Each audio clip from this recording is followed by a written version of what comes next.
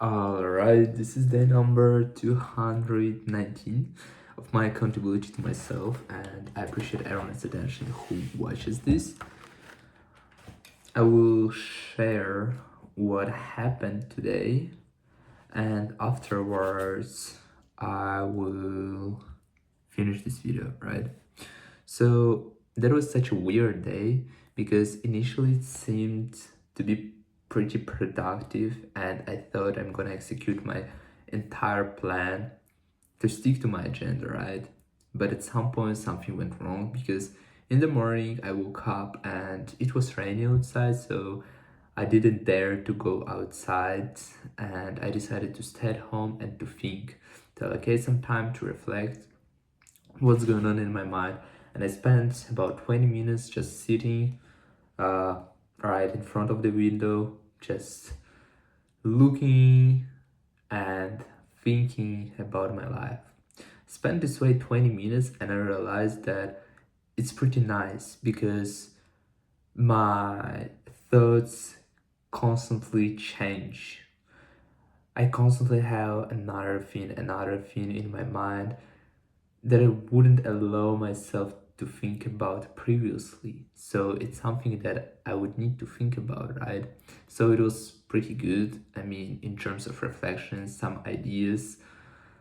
I also wrote one thing, put down one thing, uh, write down everything you have in your mind when you reflect in the morning. Because I feel like, obviously, I'm not Marcus Aurelius, but I would like to document my thoughts, especially when I have something decent. Because today in the morning, I had one great opinion how I could explain my idea of importance to respect yourself and to stick to your values, to stick to your principles. Because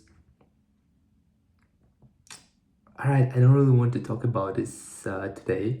Probably we'll be talking about this another time.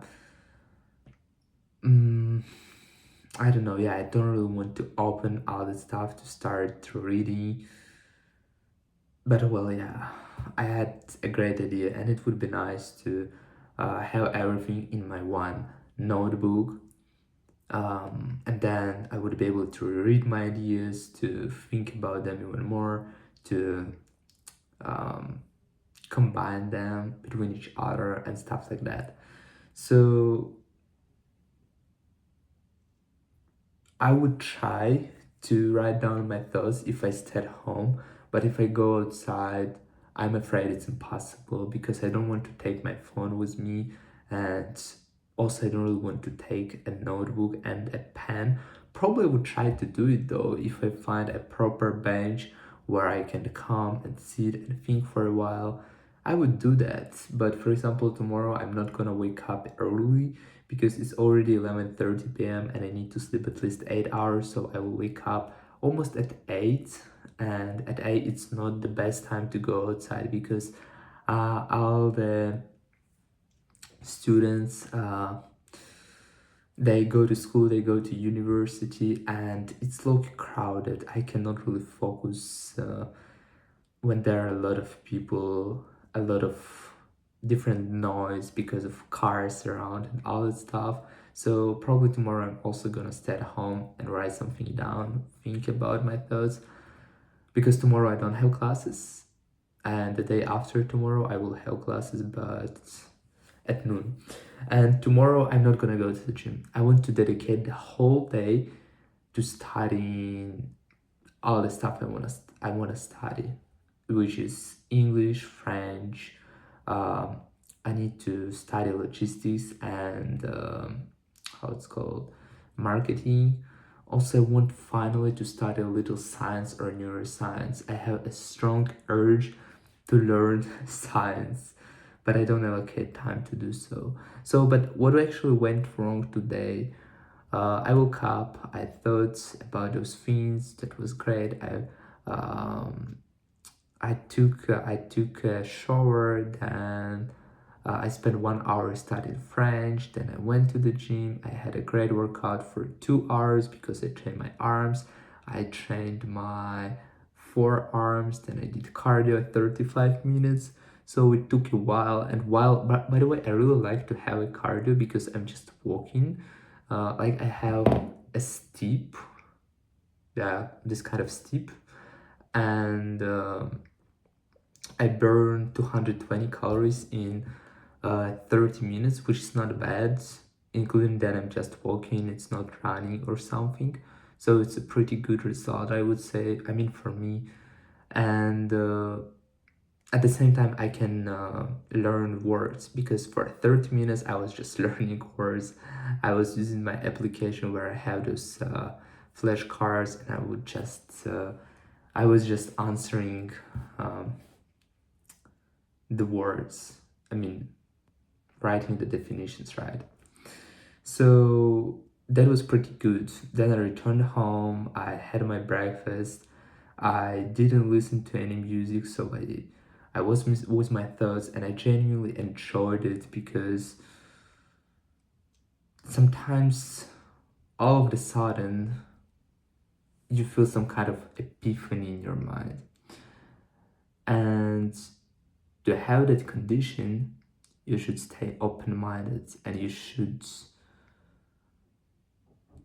give this room for reflection, because if you listen to music, listen to video, listen to someone, to something, it distracts you, it drags your attention. That's why you need calm environment for this stuff. So that was fine. And afterwards, I had my breakfast, and at that point something went wrong, because I had my breakfast, I spent 30 minutes reading a book. I've gotten one great takeaway, which I don't want to share today because I don't remember what it is about, and I don't want to open my notes to reread it. So just, I will mention about it tomorrow probably. So I was reading a book, everything was fine, and then we have a group chat with my friends, right? And sometimes they write something in there, I reply. Sometimes I don't reply because like different conversations, right? But in the same group chat with my friends. And one of my friends says that religion is silly, and I asked him why. I didn't have any desire to um, prove my point or to explain something. I just, well, why do you think that religion is silly? And he said, well, because it's not rational, it's not explained by science, it's not proven by science. I started explaining my position, how I see this thing. We were not really arguing, but we were debating for about 2 hours. Even more, I think, than 2 hours, we were debating about this question. And at some point, I was, alright, you are not willing to change your mind, and I cannot prove existence of God because indeed it's not proven by science, because science cannot prove something that is not measurable, that they cannot see, that they cannot touch, that they cannot feel. And for example, one of my arguments was also that, for example, love, you cannot explain by science, you cannot measure how strong love is how strong love is by science. Like, probably you can measure this feeling. I don't remember how this hormone is called. I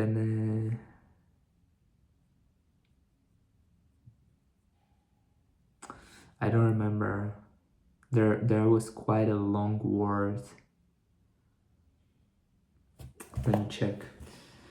Probably I can find it. I'm not sure, but I will do my best. Oh, well, it was not October. It was beginning of 2026, definitely. I think that was February. Let me check. No, it was not February.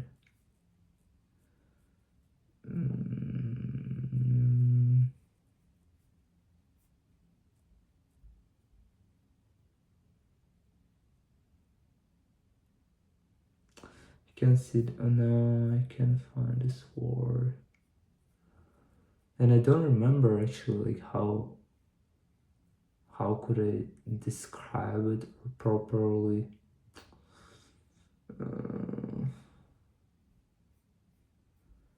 Bro, it's like no way. Because when I want to find something, for example, if I have a little desire to find something but I cannot find it, I have even stronger desire to find it, you know. That's why I keep looking for it, and I'm trying to find uh another group chat to find this information. I'm supposed to find it. Uh, where is that, brah? Phenylephrine. Oh yeah, probably phenylephrine though. I didn't find yet, but I think it's low-key like phenylephrine. Oh no, I see this is already... Why is it so hard? Come on.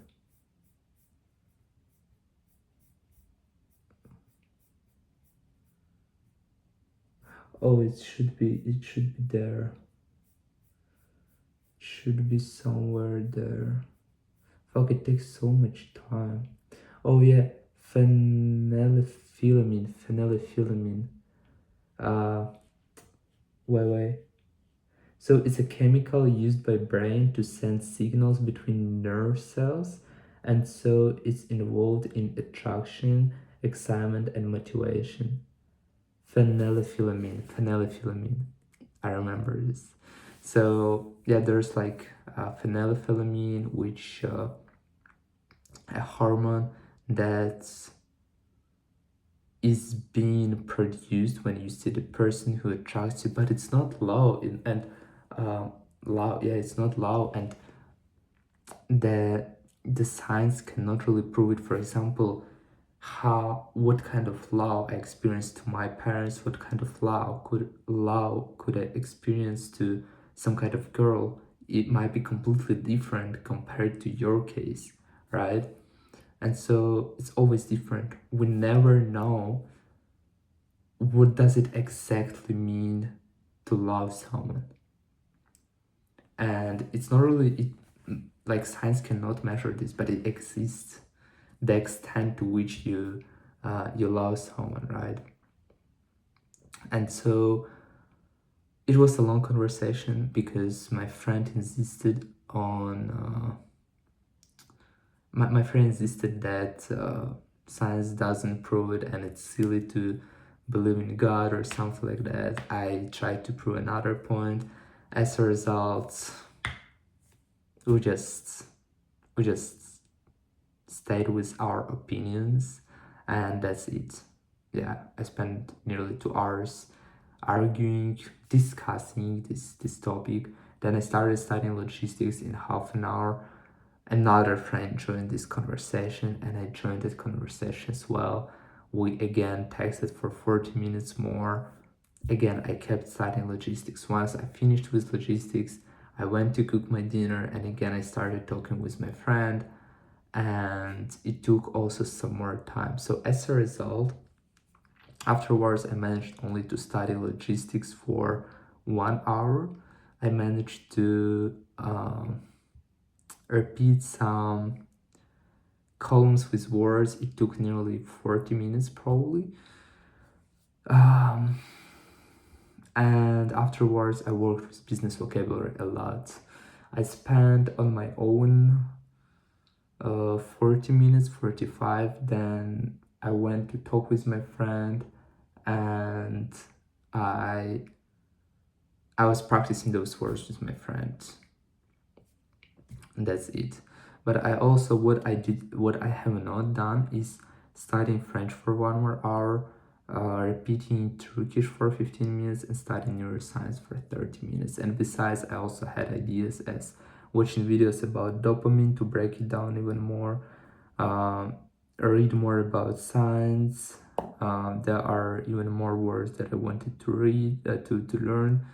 in English and all that stuff. So that's it. That's it. So that's why I want to stay tomorrow at home and dedicate the whole day to study. And also I just need a little of rest because and also it takes too much time. Like if I go to the gym tomorrow, for example, if I go to the gym, I need to train my legs and then like cardio. It will take at least 2 hours 40, 2 hours 30, and plus my way to get to the gym, my way to get home, which is additional half an hour, and at least 3 hours will be spent on this stuff. So to avoid it, I'm not going to the gym, which is not bad because still I'm coming to the gym 6 times a week. All right, I need to schedule my day for tomorrow, and that will be it for today. But yeah, I mean, nothing special, nothing.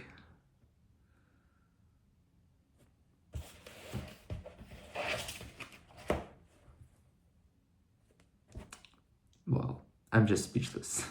I don't know what to say. So, see you in the next one.